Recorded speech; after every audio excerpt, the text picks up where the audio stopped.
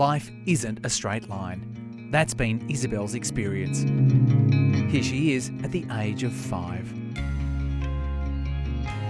Especially in my 20s, I thought I would have a kid by 30. And then at 30, I thought I would have a kid by 34.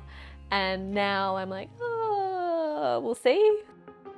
In 1990, researchers started following the lives of 167 babies in families from a mix of rich, poor and educated backgrounds.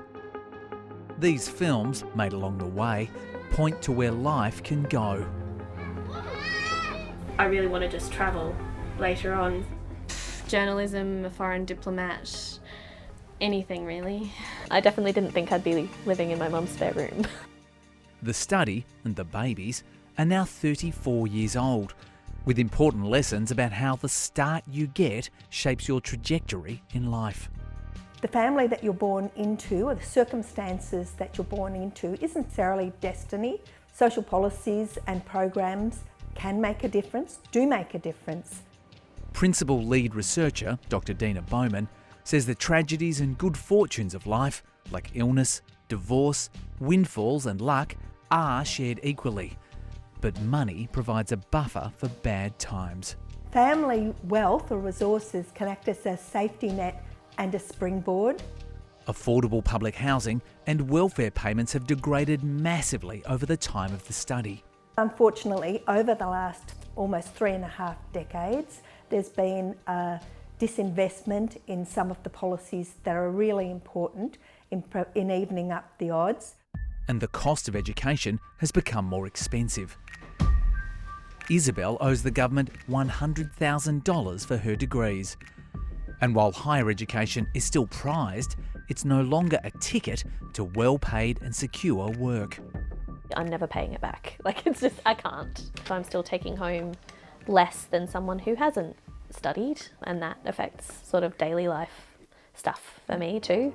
The study shows government choices about housing, tax, education and welfare have a huge impact.